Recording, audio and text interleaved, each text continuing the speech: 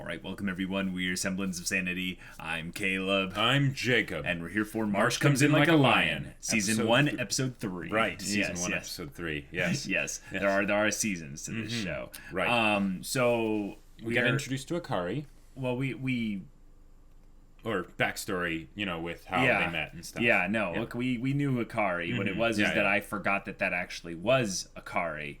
And because of her correlation to being in the restaurant and in her fancy getup, and then in some ways also Rei kind of helping my confusion by basically being like, wow, it's like she's a completely different person. And you know, because in some ways she is. But the important thing was we got a lot of insight into backstory. Backstory specifically with Rei and his connection to the family. And his own family. Yeah. And going back and rewatching and editing the second episode, there's a lot of things I realized that I missed. Oh, yeah? A lot of things. There's the car crash. There's the fact that, yes, he did have a younger sister. There's the fact that it makes it seem like, in some ways, like his whole family died. Like all of them. Yep. So now I'm like really like interested to figure out who Dad is, because he doesn't seem to be Dad. Right. Yep. So hey, there's a lot of things you benefit from this show from rewatching, and those are the kinds of shows I really like. So I'm noticing that a lot. Yeah, I'm looking forward to getting my second go through every time I go to edit this show. Yeah. So yeah, looking forward to this, guys. So without further ado, let's get into it. This is a good opening. Yeah. It's a really good opening. It takes advantage of the art style very well. You know, the Your Lie in April monochrome kind of thing going on with the main character. I was just going to say the filter. Underwater. Well, yeah. With the glasses and the mop of dark hair, that's very good at something that they play in tournaments for. Right, but if you listen to this music, this is way different than the Your Lie in April music. Your Lie in April is like bombastic triumph, And this is triumphant, but this is more like the I'm in the middle of something, but I'm overcoming it. Exactly. It's the climbing up as opposed to the view from the heights, Yeah. See, there, that's, I'm starting to realize that this show really benefits from rewatching, because I think I was just completely oblivious to a bazillion things happening in the beginning. You very much were. Yeah. Yeah.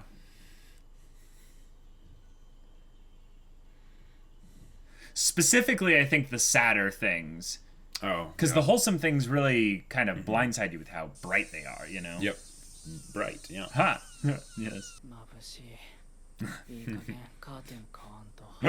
I was gonna say the last one. Yep. And the sound of it, like being so hard in the Tupperware, it's like that's been there for a while. Do you get summer vacation as a shogi player, though? Is he meaning that other people will be on summer vacation? Oh, really? The festivities! Yes, balloons.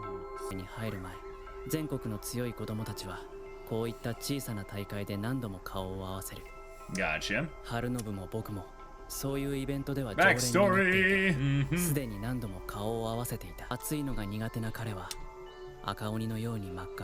Oh, poor guy. Jeez, you're gonna hypnotize me here. Come on.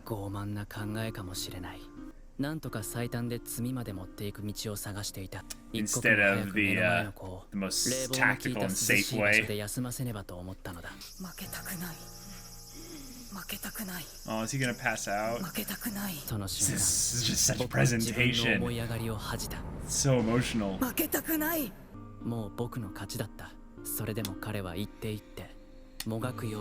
Cool. Yeah. Despite the heat, despite all that, he's not giving up, even though he... Yeah.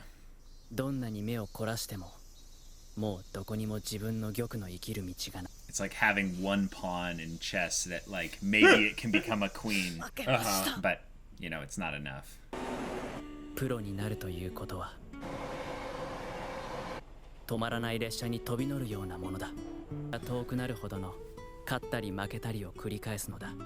おお、桐山。ちょっと覗いてみろ。お前のライバルが素晴らしい気迫で待ってるぞ。Oh my god. なあ、ほぼ別の漫画になってるだろ。なんつうのこう。事後住むやつまざるや。みたいな。羨ましいな、桐山。見ろよ、あの気迫。Look, look. Oh my god, these guys are such goobers. Why is there always two of them? Why are there always two goober guys? まずゆっくり息を吸い込む。I think it's so they can play off of each other, otherwise it'll just be one random squawking person, you know? Right, right. But you know, like the Nishinois and the Tanakas. Exactly. 遅いぞ桐山。待ちくたびれたぞ。 Can't help but shift into wholesomeness once he sees his friend. This is funny because he mentioned previously that, wait, when were they actually friends? Exactly. So I'm getting the vibe that he's friends with the shogi player, not necessarily him as a person, because he doesn't actually like ask him they've about. Spent a lot of time together, probably, you know, just because of games. But probably because of specifically shogi, not because of him asking about his problems or his personal life or getting close to him. I wonder if you could extrapolate based on watching this what the moves all do. Like, I know that knights move like knights in chess, so there's that. Pawns apparently move forward. Yeah, I have no idea. Because this is a real game, right? I believe so, yeah. 強くなっている。 And the fact that we don't know Japanese doesn't help because we can't read to see what the pieces are. So pawns take moving forward too. Right. Okay. God, imagine if we were watching a chess anime. Like, we could actually follow along with the games like really well. Oh, sweat. Shut the windows again. 二階堂の様子がおかしい。すいません。空調聞いてますか？すいません。どうもエアコンの調子が良くないみたいで。What the heck? Yeah. いいよ桐山。 He's following him. アパートの屋上に比べたら天国だ。続けようぜ。6八銀。金取りを放置して銀打ち？なんだこれ。It's a trap. That moment when you think the other person's made a mistake, but you're like, but they wouldn't make a mistake like this, so what's going on? 負けたくないよね。Smiling. Holy crap. Yeah. Okay, now that smile's gone. Never mind. And the presentation of the gaming experience is very soothing. Like, and everyone else has already gone home. Yeah.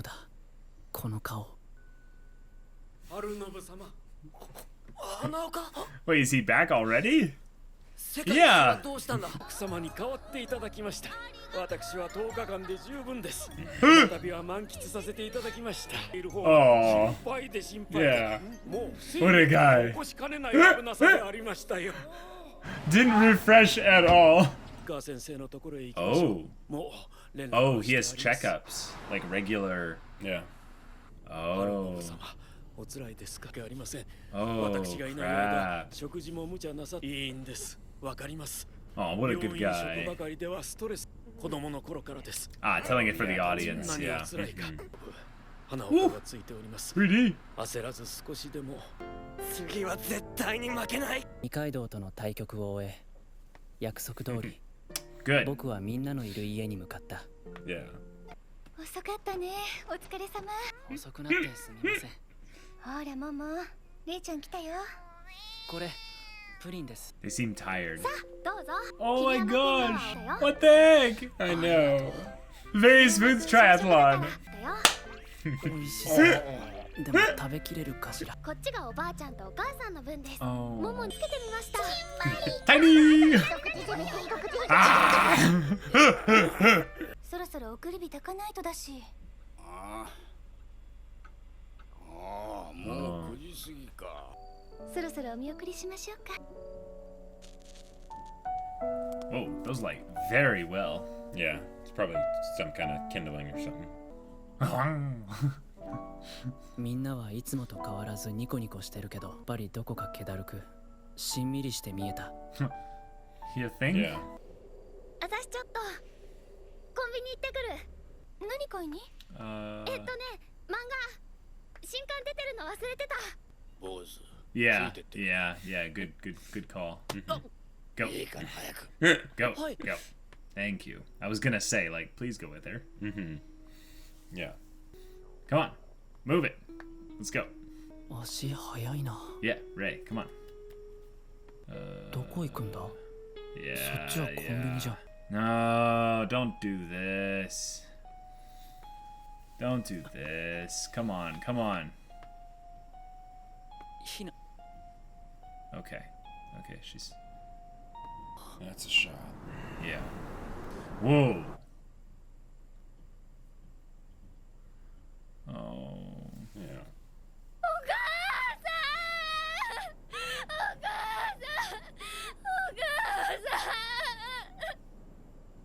声がかけられなかった。胸が詰まるような声だった。きっとみんなの前ではずっと我慢してたのだろう。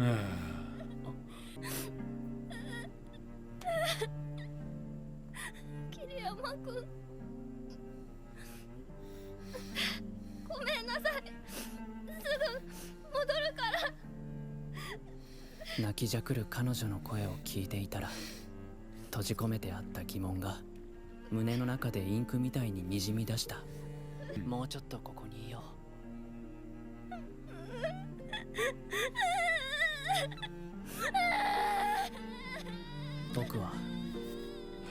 僕はずっと消えてしまった本当の僕の家族のこと。 There it is. 泣いても仕方ないから諦めて、悲しいから考えないようにして頭から追い出して。 Wow. でも本当にそれでよかったんだろうか。泣いてる彼女と泣かない僕と二人並んで見上げる美しい、ただただ美しい7月の夜空。 Oh yeah, it is beautiful. Wow. Yep. Oh man. Oh, the ending's so good too. Oh yeah. Oh man.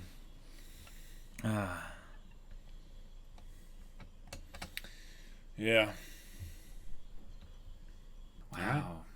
That was a very, I would say, not solemn episode, but quiet episode. Yeah. Because, you know, we got our buddy here, Ray, and he's just kind of putting one foot in front of the other. And I like when he talked about the train, how it was basically this thing that you just kind of jump on and let take you. Right. But you do have to, want to win. You'd have to want to win, otherwise you're going to get thrown off the train. Yep. And we had a moment here in this episode where he actually smiled and was like, I don't want to lose. Right. I don't want to fall off this train. The thing that's crazy about this entire episode was I didn't feel like commentating on any of it. Right. It's weird how the show does that, because it's so atmospheric that you kind of just want to let it wash over you and just enjoy it, right? Because anything else, there's so much emptiness that they put into the episodes themselves that it almost feels like speaking and adding anything of your own would kind of shatter the lovely picture that they're making. Yeah. And going through the Shogi match, I think we get to see that there is something about it, the actual game, that I think distracts him. Maybe it provides him some measure of purpose. It's an escape. And we know that based on the way he describes the feelings and the trauma that was losing his family, it's something that he hasn't dealt with. He just kind of seals it off. Yep. And I would say that oftentimes that's a very wise thing to do. Right. It's something that allows you to compartmentalize and keep living, and then you let it leak out every once in a while, and you deal with it as it leaks out. Exactly. And it's and then you kind of bring in like professional help when you're ready to like open the box up. Sure. it makes me think of a line in Serenity where Book's talking to Mal, and he's like, "You have a plan?" And Mal's like, "Hiding ain't a plan." He's like, "It'll do you for a spell." Like that's basically what Ray's doing. You know, yeah. He's hiding. You know, and it's worked for him before. Yeah, but I love that his empathy is so strong, and I think that's actually the thing that's really important to bring up in this episode. And I'm kind of glad I saved it until the end here because I have a better perspective to see how it correlates over to the Shogi match. Sure. Is this is a character that has a lot of empathy, and yet they've sealed off, I would say, with their own hurt and trauma, a lot of their ability to express that empathy. Right. So the example would be he sees the kid who's sick, who's struggling, who's giving their all to be the best as, be as good as he is and can't do it. Right. And he empathizes with the person's struggle, but he can't express it. Right. And the way that he was even trying to express it is, okay, well, maybe if I beat him as quickly as I can, then he'll be able to go someplace where it's cool and stuff. But in terms of emotionally, visually expressing it, right, in a way that the other person will be able to perceive and appreciate. Yeah. Yes. And then, especially with Hinata here, when she just breaks down crying, everyone else in the family's empathy is in tune enough that they realize, oh, go with her. Yeah. And I was gonna say that too if they didn't. I was gonna be like, oh, please, go with her, because I was worried about something way worse. Yeah. And I'm really glad that they didn't have it be something like that. It's just she needed a place to cry that was away from everyone else, where she felt like she could cry. Sort of the solitude in public spaces. I'll tell you, at night, going out to a place where no one's going to be and just letting out your emotions, that's a great outlet. The fact, though, that his commentary to himself of being like, well, here I am, and I'm not able to cry. Like, I'm not crying with her. I'm not. Right. Like, he understands why she's doing this.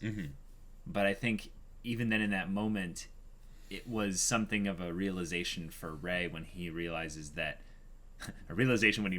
but just basically that the time when he said it's leaking out, like basically he can feel his doubts that he had sealed away from his heart creeping back in like ink, like through water. That was beautiful. And then they showed the image of the water with like the dark kind of shadows on it, almost like it's ink creeping through. Exactly. Yeah. That was beautiful. Oh yeah. And yet that is something that's really depressing because, they have each other.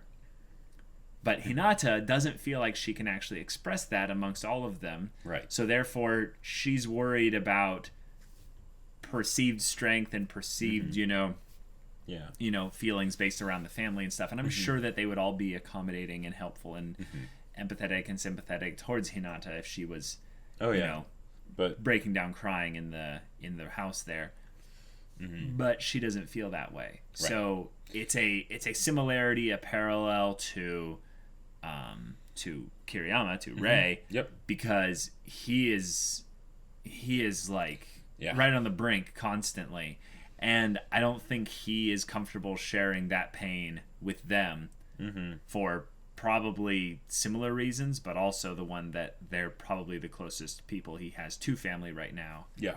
And that's not something he wants to bring into their kind of energy. Because, for one, his empathy is being utilized in a way to where he realizes that would bring them down. Exactly. And he doesn't want to do that. That's probably why Hinata did it, too, because if she started crying, I'll bet that, at the very least, Akari would start crying, And I think they would hug and hold each other, and it would be very healthy and hopeful and wonderful. But the idea is that there's this notion that crying is something that we all need to do, but rarely will we want to cry for a long period of time, and not long like at once, but like we'll want to cry, or at least I will want to cry, and then sort of get over it, move past it, whatever, and I could totally see myself feeling like I would be pulling people back to old wounds, kind of, if I were to, just break down in front of other people that I knew had felt the same pain.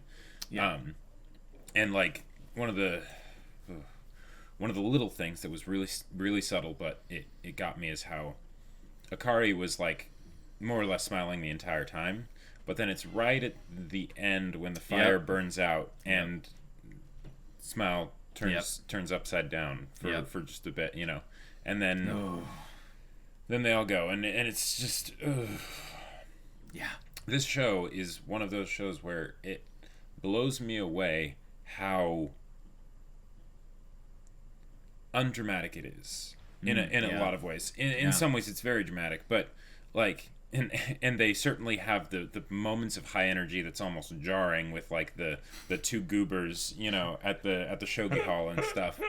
But then there will be these moments where they'll do things, and it's like, and you can totally miss it, right? And I don't think I know I didn't catch that, you know, this time around, and apparently I also missed the whole, you know, the connotation that what's his name was just stays in the hospital most days, you know, like that, living off hospital food. It's like, oh, gotcha. All right. And it gives this show overall this incredible sense of realism. Yeah. Because people don't deal with things in a direct way a lot of the time, and the hurt that is there, even if it's not something as extreme as my entire family died in a car crash, you know, people have hurt, and a lot of times it, you know, might show itself in little looks and things like that, and we won't even pick up on these things because we're not as perceptive. The camera, you know, our mental camera doesn't immediately switch over and zoom up. We're not a third person omniscient audience exactly looking in on the world as it is. And yeah. But then sometimes we'll have things like at the end of the episode where you see someone and you're like, they're hurting right now, you know, and they need somebody, and we need to be with them. We don't need to necessarily say anything. We just need to be there. Just we need to let them know that it's okay. Exactly. Like, not that it's going to be okay, but saying that this is okay. Exactly. Yeah. And that's a very good thing. I think that Kiriyama needs that. I think that he needs to have people like this family that will be there for him when he's ready to express his emotions. Yeah. But also in some ways teach him what it means to rely on others. Yep. Because I think that their family is one that we've seen right now has a lot of, you know, healthy aspects to it. Oh yeah. But there's a couple things that we're now inferring based on the fact that Hinata feels she has to come all the way out here in order to cry. They're not all that strong right now. Right. There's the perception that they're not that strong, so that correlates probably to the reality that certain people in the family are probably not that strong. And I think that was what was being hinted at previously with Akari being like, it'll be a good distraction. And I think it's funny because she didn't say that. Nope.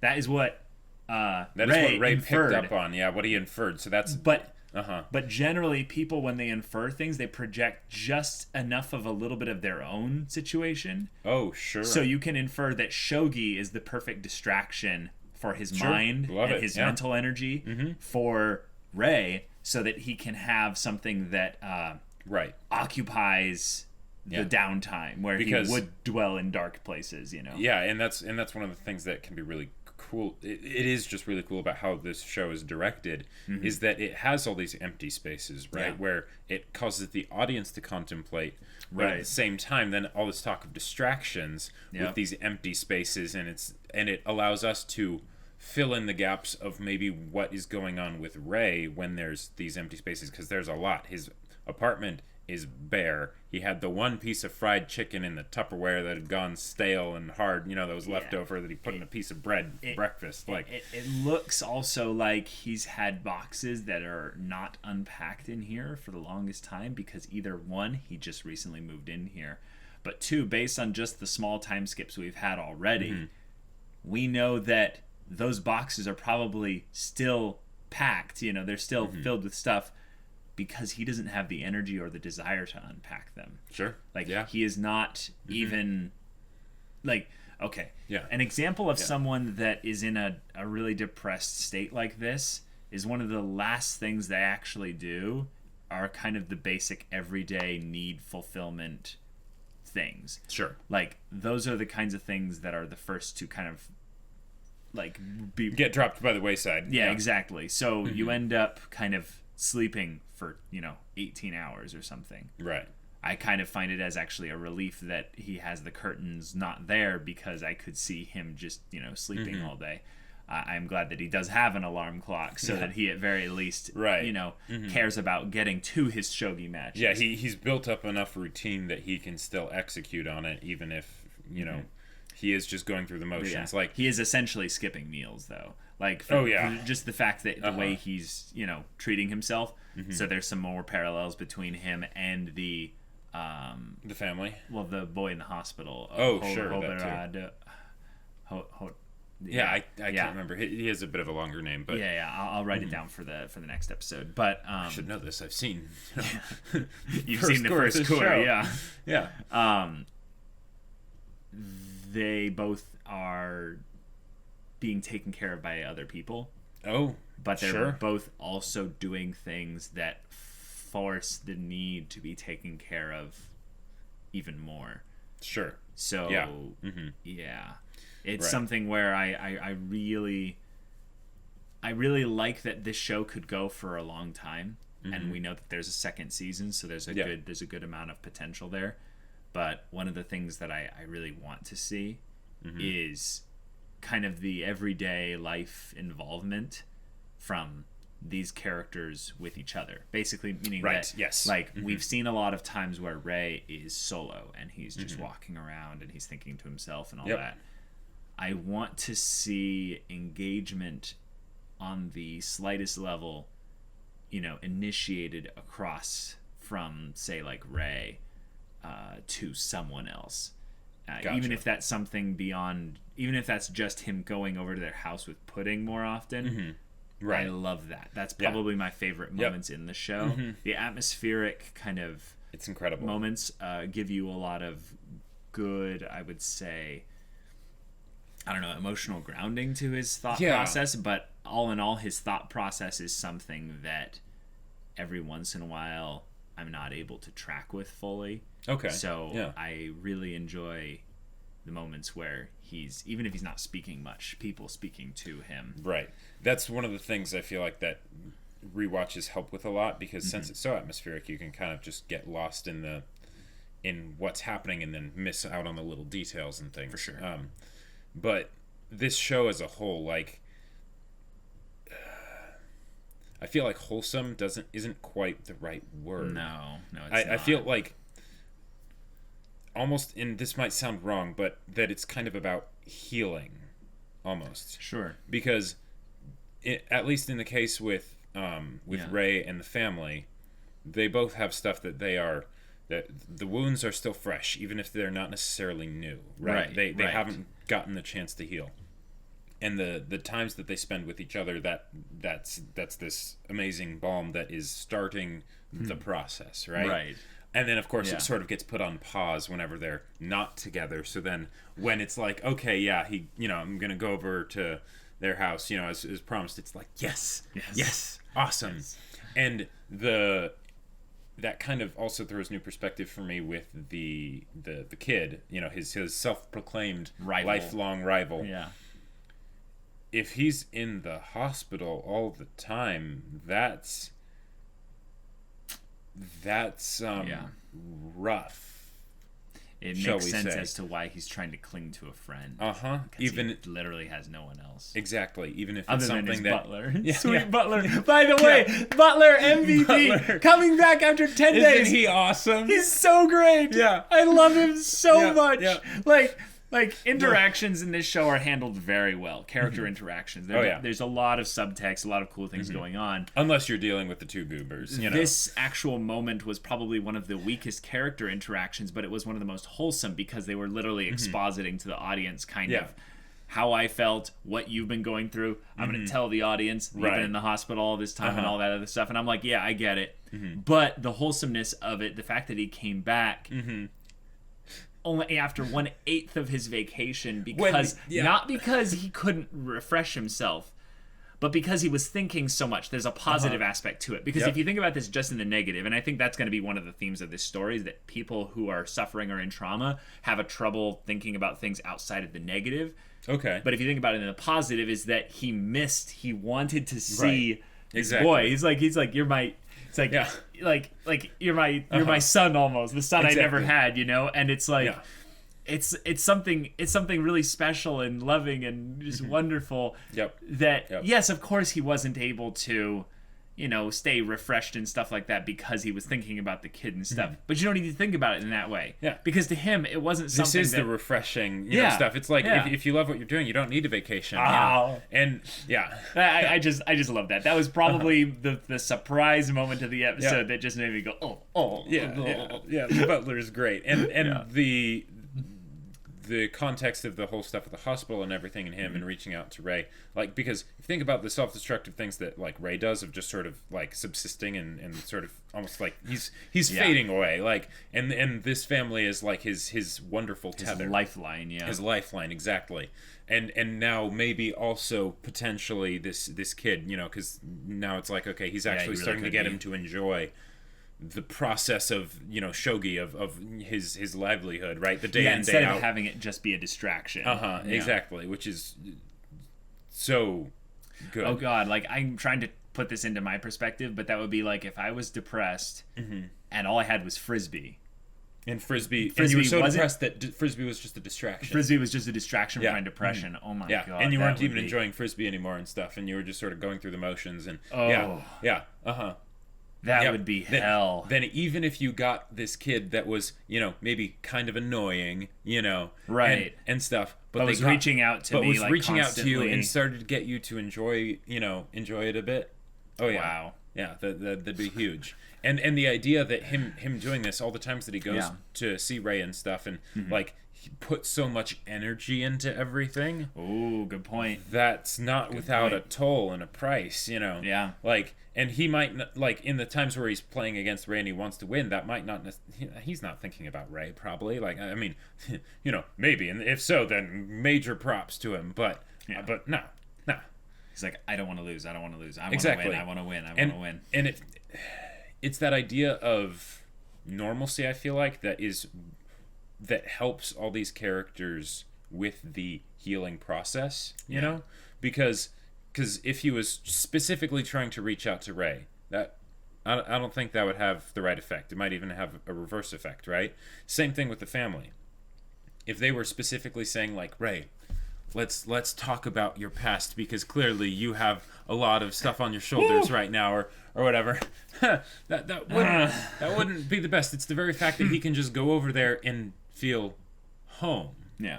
Right? Yeah. When he doesn't really have a home. Like, that apartment is not a home. And you know? We still haven't talked about yet the fact that what is that dad? Yeah. Like is it like a stepdad? Like, is it like you know, some kind of like interim like parents, like kind of like a foster kind of situation? Is it like some kind of person that's like a godfather or something, like, you know, just someone that feels obligated, or maybe someone that pays the bills when, you know, he can't or something? Like, although he's able to support himself now. Yeah, he's able to support himself now, so hey, he's got independency. Yep. Which in some ways I'm kind of glad he does.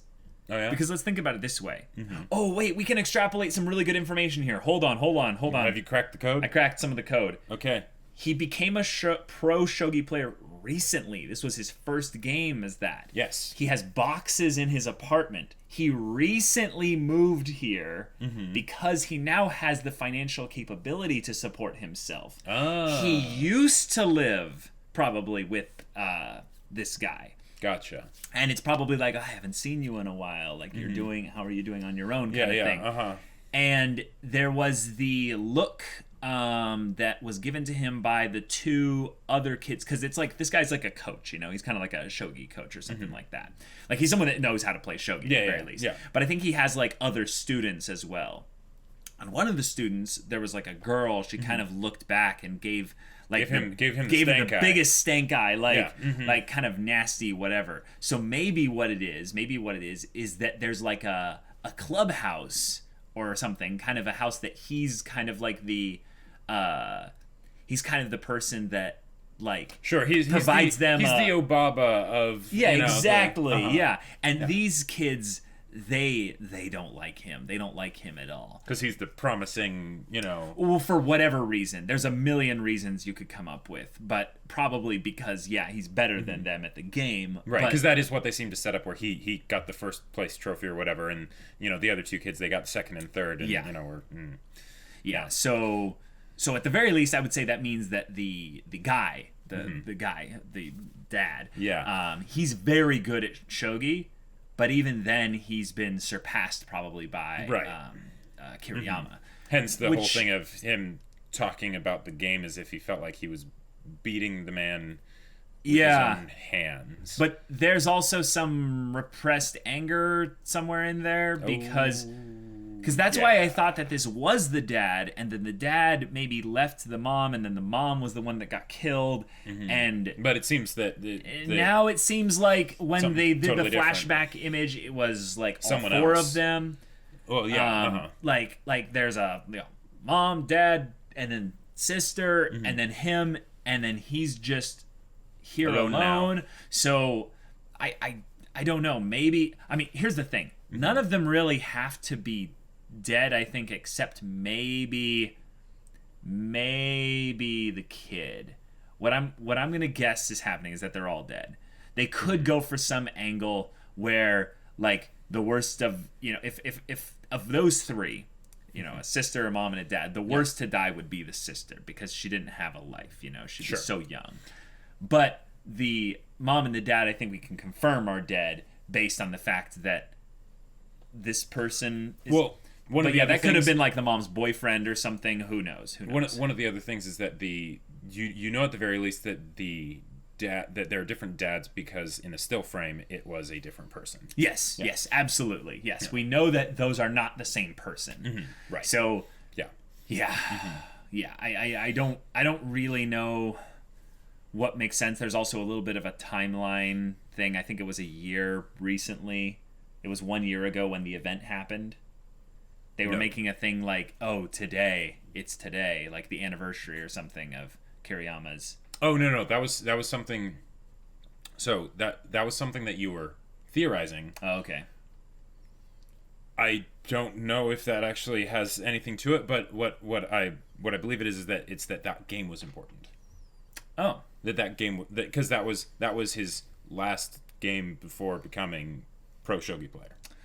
Oh, so he had to beat his dad in order to fully go pro. Yeah. Wait, so if that's the case, that wasn't. That's the understanding. Yeah, but that seemed like a very unsanctioned game. Like it seemed very chill. Well, I think that's just generally how shogi is played, even in a professional sense. Yeah, but there was no. They were saying like we watch your online matches and stuff like that. There was no cameras. There were no like. Because I think that's the way I sort of understood it when I first watched this and rewatching this is that that's kind of like the equivalent of like a final exam kind of a thing.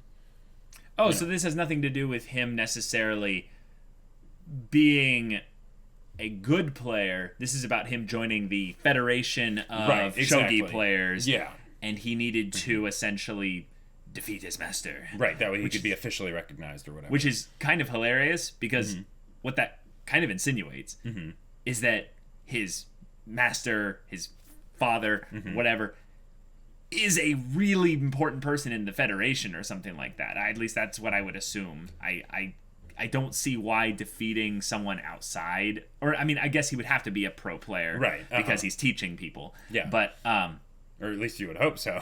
Well, yeah, you would hope so, but maybe there's some kind of point system. I don't know. Yeah. Point being is that I really want to know what that kind of relationship is. Yeah. So I feel like this episode kind of pushed that aside for a little bit. It was more of like the emotional introduction for, like, if last episode had the emotional introduction to Akari, then this was like Hinata and the rival guy. And the rival guy, yeah. Yeah. Yeah.